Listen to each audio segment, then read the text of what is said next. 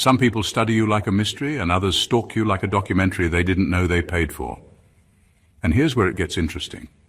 Psychologists have found that when the human brain can't categorize someone, it goes into overdrive, running endless loops to figure them out. Translation? The less you reveal, the more they obsess. You've become a puzzle piece from a picture they've never seen before, and that's driving them insane. They aren't just curious, they're compelled. Every move you make, every word you say or don't say, they pick apart like detectives trying to crack a cold case.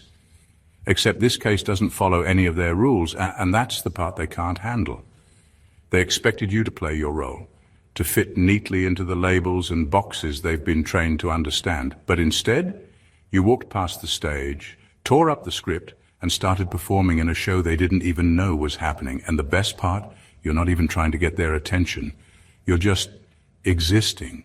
That's what makes it unbearable for them. You're living proof that influence doesn't come from chasing.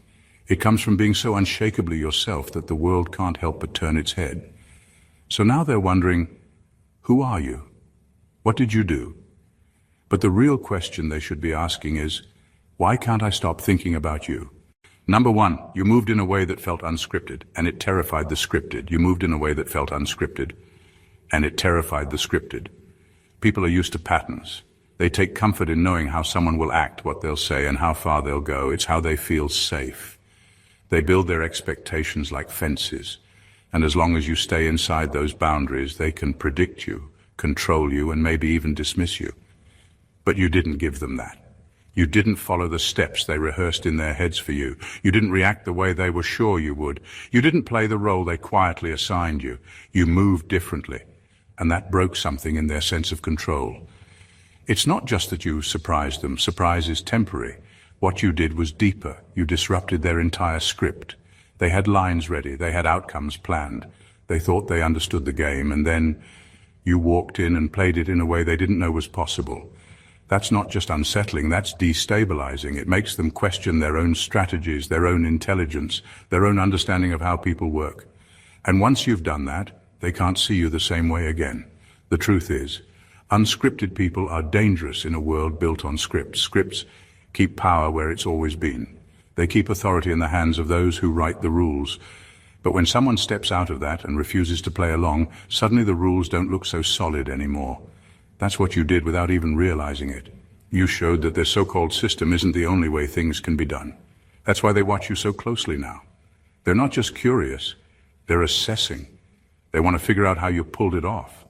They want to know if it was a fluke or if you're capable of doing it again. And deep down, some of them are afraid you're not just capable but unstoppable. Because once someone proves they can move without the script, they can't be managed.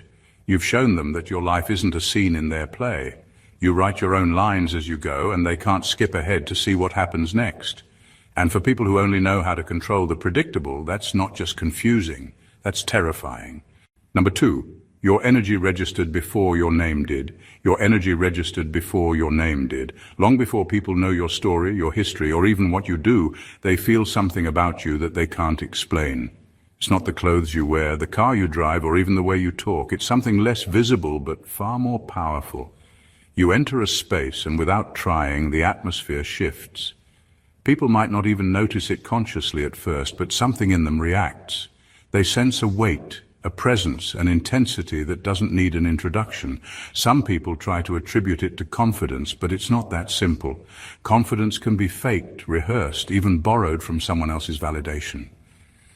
What you carry isn't borrowed. It's not dependent on whether people approve of you or not. It's the result of experiences, battles, and growth that have shaped you from the inside out. That kind of presence can't be taught in a class or copied from a book. It's lived into existence. And because of that, it communicates something before you even open your mouth. For some, that energy is magnetic. They feel drawn to it without even knowing why. They find themselves paying attention to you before they've decided whether they like you or not. For others, that same energy is intimidating. It makes them self-conscious, unsure, or even defensive. People who are used to feeling in control of the room suddenly feel like they've lost that grip and they can't figure out why. This is why you don't have to announce yourself everywhere you go. You don't have to over-explain who you are or try to prove your worth. Your energy does the introduction for you, and it does it in a way that's louder and more truthful than words. It speaks of self-assurance, of boundaries, of a person who knows themselves deeply, and that in a world full of people who barely know what they want, stands out instantly. That's why your name often becomes a topic of conversation after you've left a room. People will whisper, "Who is that?" Not because you made a scene, but because your presence demanded their attention without you asking for it. Your name is just a label they'll eventually learn. What they're really responding to is the unshakable signal you send out simply by existing as yourself. Number 3, you disrupted their quiet hierarchies without saying a word. You disrupted their quiet hierarchies without saying a word.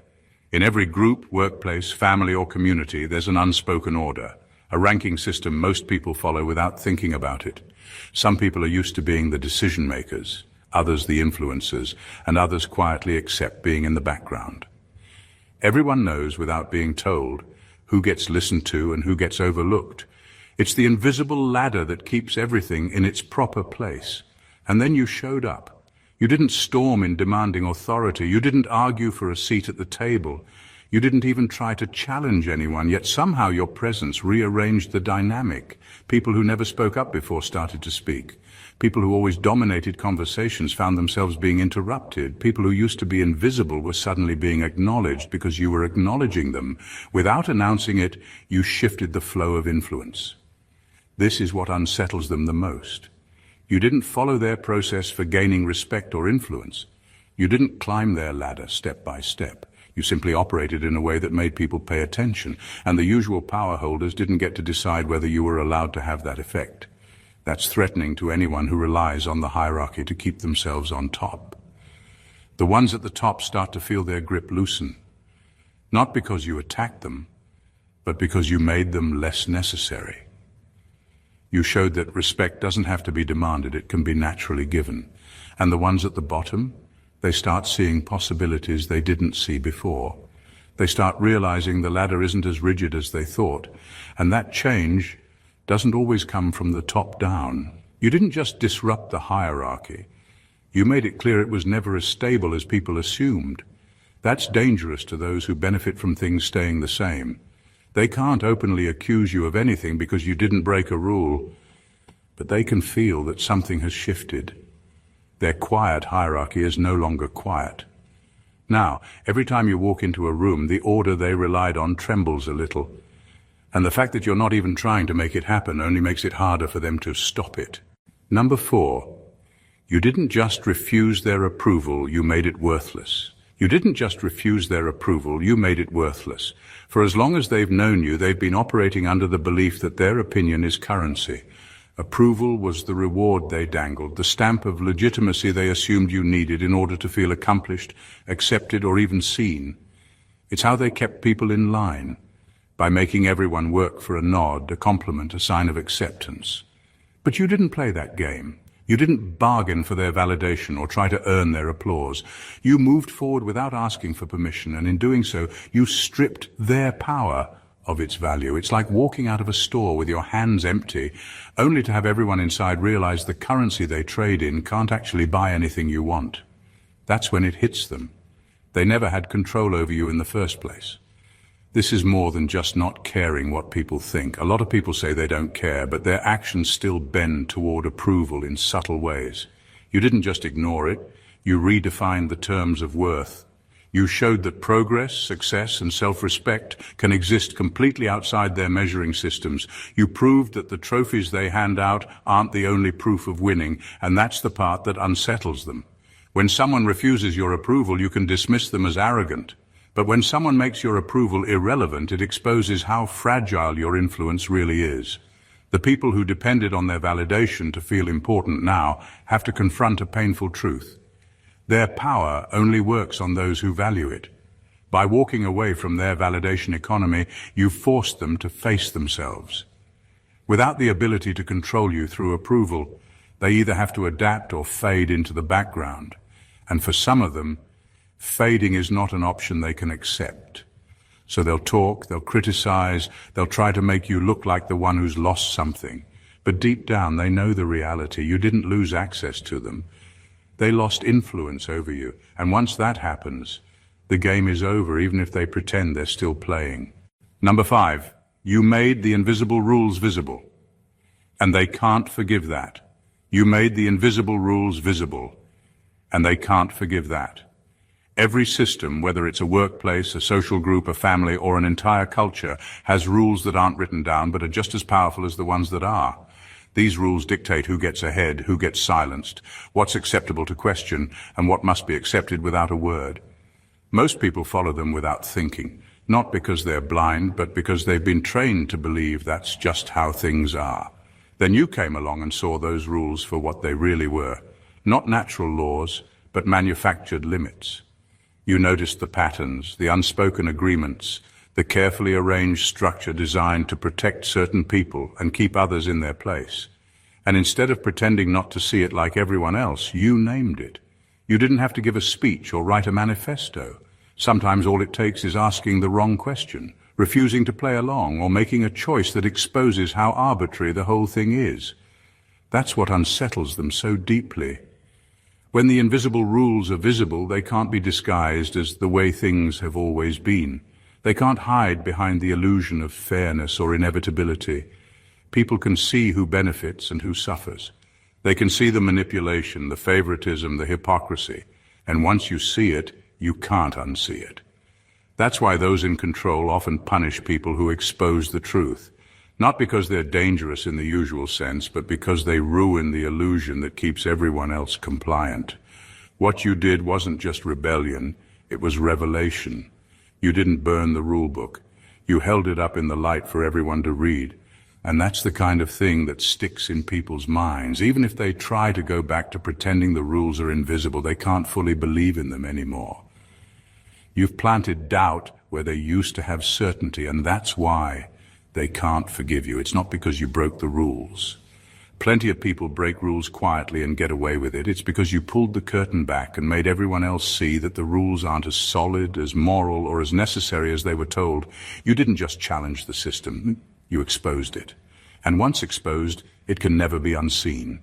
Number 6, you didn't need their map because you were building a new territory. You didn't need their map because you were building a new territory. Most people spend their lives navigating paths that have already been drawn, streets, careers, relationships, and traditions shaped by those who came before them.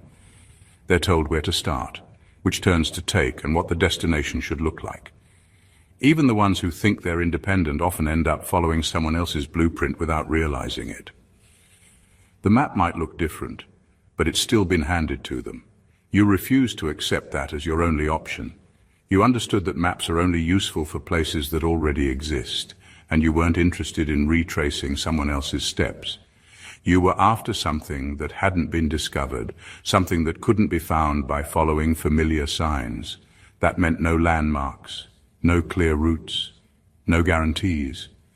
While others were debating where the lines should be drawn on the old map, you were out there shaping ground that hadn't even been acknowledged before. This is what unsettles people. The fact that you didn't wait for permission or directions. You weren't asking for approval from the cartographers of your world, the ones who decide what counts as real and what doesn't. You understood that if you waited for their recognition, you'd be waiting forever. So you built first, claimed it second, and let the world catch up when it was ready.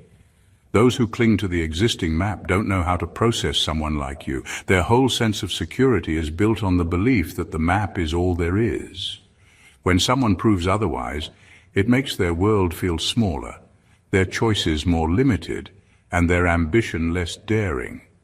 It forces them to see that what they've been calling boundaries might actually be comfort zones. The territory you've built isn't just physical or literal, it's mental, emotional, spiritual. It's a way of existing that wasn't being offered before you created it, and the fact that you've managed to stand on ground no one else had the courage to claim makes them question what else they've been too afraid to try. That's the real reason they watch you so closely. You didn't just ignore the map. You proved that they could too. But admitting that would mean admitting how much they've limited themselves, and not everyone is ready for that truth. Number 7, your absence created more noise than their presence ever could. Your absence created more noise than their presence ever could. They thought that by pretending you didn't exist, they could shrink you down to nothing. They believed silence was the ultimate weapon, that if they withheld attention, you would fade away quietly. But what they didn't expect was that your absence would speak louder than anything they could have said about you. When someone truly doesn't matter, their absence barely registers. People might notice for a moment, then move on, but that's not what happened with you. The moment you stepped back, something shifted, the energy changed. Conversations felt incomplete, the rhythm they were used to lost its beat. They tried to act as though it didn't bother them, but in private they started asking questions they couldn't ignore. Why does it feel different? Why does it feel emptier? The truth is, your presence had been holding more weight than they ever admitted. You were adding value they didn't want to acknowledge, shaping the space in ways they took for granted. When you removed yourself, you revealed just how much you had been holding together. That kind of void can't be filled by just anyone. It's not about popularity or numbers, it's about impact. And the more they tried to downplay it, the more obvious it became. They could fill the air with their own voices, but it still felt hollow. They could gather people, but the gatherings didn't have the same spark. Your absence wasn't just a missing person, it was a missing force. The kind of influence that can't be replaced leaves a shadow big enough for everyone to notice, even if they won't say it out loud. What unsettles them the most is that you didn't have to fight for attention. You didn't have to beg to be seen. You didn't even have to explain why you left. Simply stepping away shifted the balance of the space, and now they have to live with the reminder that their presence, no matter how loud, still can't drown out the echo of you. And in some ways, that echo is louder now than your voice ever was, because it's a constant reminder that they didn't just lose someone, they lost the gravity you brought with you. Number 8. You turn curiosity into obsession without ever performing for it. You turn curiosity into obsession without ever performing for it. At first, people might have been casually interested in you, just another person in their orbit they wanted to know a little more about. But you didn't feed their curiosity the way most people do. You didn't hand them a storyline to follow. You didn't post every detail, explain every move, or rush to fill in the blanks. You let those blanks stay blank. And that's where the shift happened. When people can't figure someone out, they start to look closer. They replay conversations, remember tiny details, and try to piece together patterns. It's harmless at first until they realize there is no neat pattern. That's when interest turns into fixation. Now, they're not just observing you, they're studying you. They're trying to catch what they think they've missed. Like there's some hidden code in your actions that will make it all make sense. The most unnerving part for them is that you haven't been performing for their attention. You're not baiting them with constant teasers or calculated moves. You're just living in a way that naturally keeps them off balance. They can't predict you. And that unpredictability feels personal. It's as if they've decided that figuring you out is the only way to restore a sense of control in their own minds. Obsession isn't about liking someone. It's about needing to resolve the tension of not knowing. And that's where you've placed them. Every unanswered question about you keeps them coming back, even when they tell themselves they're done paying attention. You've become the mental tab they can't close, the thought they can't fully put away. And here's what makes it even more powerful. The less you give them, the more they demand. Most people think the way to keep attention is to constantly feed it. But you've done the opposite. You've created a hunger they can't satisfy because you're not playing the role of entertainer or open book. You're just existing, and yet somehow that's more addictive than anything they've been chasing. Now, they're not just watching you out of curiosity. They're watching because on some level it feels like they have to. Understanding you has stopped being an option and started feeling like a necessity. And that's the moment when curiosity stops being casual and becomes something they can't walk away from. Number 9, you're a reminder that control is an illusion. You're a reminder that control is an illusion. Most people operate under the belief that if they can predict behavior, assign roles, or manipulate outcomes, they can hold the world in their hands. They build routines, hierarchies, and systems designed to contain what they don't fully understand. And they convince themselves that anyone who steps outside those bounds is either lucky or an exception. Then you arrive, and suddenly all their carefully constructed control unravels. It isn't that you're intentionally defying them. You're simply refusing to conform to the expectations they've set. You don't follow their scripts, you don't answer to their standards, and you don't perform for their approval. And because of that, everything they thought they had a handle on starts to feel unstable. Conversations, plans, and assumptions that once seemed solid begin to shift unpredictably. They realize the rules they relied on only work as long as everyone agrees to obey them, and you don't. That's terrifying to anyone who measures their power by the degree to which others can be controlled. They try to tighten the grip, to coax or push you back into line, but it's useless. The moment you step outside their expectations, their authority becomes irrelevant. They begin to see that what they believed was strength was often just an illusion of order. And it's not just about them, it's about the idea that life itself can't be contained.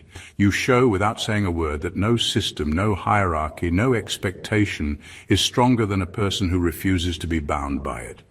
That realization rattles people because it forces them to confront their own dependency on control. The very framework they trusted to keep life predictable collapses when someone refuses to play by the rules. In essence, you are a living demonstration that containment is temporary and obedience is voluntary. You've made them see that power is only as real as the belief supporting it, and belief can shift in a heartbeat. Everything they thought they could manage or predict slips away the moment you stop participating in their illusions, and that's why they watch, worry, and sometimes even fear. Because they understand deep down that control was never real and you just proved it. Number 10, you force them to confront the smallness of their own story. You force them to confront the smallness of their own story. Most people go through life believing their experience, their struggles, and their accomplishments define the limits of possibility. They measure themselves against what's around them and assume that life can't offer more than what they've already seen or achieved. Then you show up. And without trying, you expose a wider horizon, a scale of living and thinking that they hadn't even considered. It's not about boasting or proving them wrong. You don't need to inflate your story to make theirs feel small. Your presence, your choices, the way you move through the world, and the results you achieve naturally reveal the gap between ordinary expectation and what's possible when someone refuses to be limited. They start noticing things they've been missing, ideas they never pursued, risks they never took, and ambitions they quietly abandoned. And every time they do, the sense of their own limitations grows sharper. That's uncomfortable because once someone sees the larger picture, they can't unsee it. They can't go back to believing that life is only what they've known. Every interaction with you becomes a reminder that there's more out there. Bigger challenges, higher goals, deeper truths. You're a mirror, and in that reflection they can't ignore the parts of themselves that have been underdeveloped, underexplored, or simply untouched. For some this sparks inspiration, but for others it breeds envy or resentment. They resent the fact that your existence proves possibilities they haven't dared to pursue. They envy the freedom you have to redefine the boundaries of your story while they remain confined to theirs. And the more they watch, the more aware they become of how much smaller their narrative feels in comparison. The truth is, your life doesn't just coexist with theirs, it expands the context in which they see the world. And because it's already too late to go back to ignorance, they're left with a mix of awe, insecurity, and a quiet, persistent awareness that the story they thought was complete has suddenly become incomplete. You didn't ask for their approval or understanding, but by simply living, you forced them to confront the limits of their own story, and that confrontation isn't something they can ignore. Number 11, you broke patterns that were generations old. You broke patterns that were generations old. Some of the structures people rely on aren't just personal habits. They're inherited frameworks, traditions, and fears passed down as unquestionable rules. Families, communities, and even entire cultures cling to behaviors and expectations that have existed for decades or centuries, convincing themselves that this is just how life works. When someone comes along and refuses to follow those patterns, it doesn't just unsettle individuals. It challenges an entire chain of inherited assumptions. Your actions expose what they've been conditioned to accept as normal. What they believed was safety, wisdom, or inevitability suddenly looks like limitation. The rules that shaped them, the expectations that guided them, and the fears that restrained them are all called into question simply because you acted differently. You didn't have to argue with them, explain yourself, or justify why you chose another path. The very fact that you stepped outside of it was proof enough that freedom exists beyond the constraints they inherited. That's why resistance to you often feels irrational. It isn't always personal. Much of it isn't even theirs. It's the echo of old voices, the residue of past generations reacting defensively to a possibility they never imagined for themselves. Your freedom triggers a response they didn't know was there because it shakes the foundation they didn't realize they were standing on. They feel threatened, not by you, but by what your life represents. The potential to live outside the patterns they assumed were permanent. You've rewritten what they believed to be unchangeable. By doing so, you've given others permission to reconsider their own inherited limitations, whether they accept it or not. That's why some people watch you with awe, some with envy, and some with quiet fear. You aren't just breaking habits. You're dismantling the invisible chains of expectation passed down over generations, showing that the world they thought was fixed is far more malleable than they ever imagined. And once someone realizes that, there's no going back to seeing life through the same narrow lens. You've opened the door, and the ripple of your choices will continue long after you've walked through it. Number 12. You showed them that silence isn't the same as agreement. You showed them that silence isn't the same as agreement. Most people assume that when someone doesn't speak up, they're conceding, agreeing, or simply too weak to resist. They interpret quiet as compliance, and they build their confidence around that assumption. But your silence isn't weakness. It's intentional. Every time you stayed quiet, every time you refrained from reacting the way they expected, you were creating space. Sharpening your focus, observing, and letting the situation reveal itself in ways they couldn't control. Your quiet doesn't signal surrender, it signals power. It forces them to fill in the gaps themselves, to project their assumptions. And in doing so, they reveal more about their intentions than you ever could. Silence has weight, and you understand how to use it. You let people think they're leading, while in reality, you're charting your own path, seeing the patterns, and preparing your next move without anyone realizing it. The danger for them isn't just that you're quiet. It's that your quiet is strategic. It's deliberate, disciplined, and unyielding. They expect noise, reaction, and explanation because that's what the world has taught them, that people must constantly justify themselves to be taken seriously. But your silence proves that true strength doesn't always need a voice. It sits, it observes, it absorbs, and when the moment is right, it acts with precision that blinds them. And the effect is terrifying to those who rely on predictability. They've built their assumptions around responses, debates, and confrontations. When you stay silent, those assumptions collapse.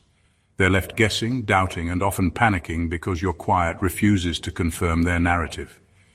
Every pause, every withheld comment isn't submission. It's an unspoken assertion of control over your own space and choices. You've made it clear that agreement isn't determined by words. You don't need to defend yourself, argue, or explain. Silence in your hands becomes a tool of clarity, a way to sharpen your own edges while forcing others to confront their misunderstandings.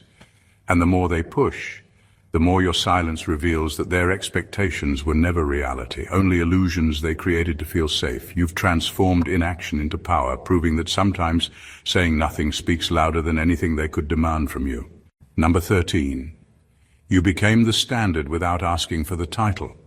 You became the standard without asking for the title. You didn't campaign for recognition, chase validation, or announce yourself as the benchmark. You simply lived, acted, and achieved in a way that made others realize, whether they wanted to or not, that they were being measured, and that the measurement wasn't in their favor. It's not about showing off or proving superiority. It's about the quiet consistency of your choices, the uncompromising nature of your work, and the clarity of your vision. That combination sets a standard that others can't ignore, even if they try. What makes this so powerful is that it isn't performative. You didn't need approval to define your own excellence. You didn't need applause to validate your methods.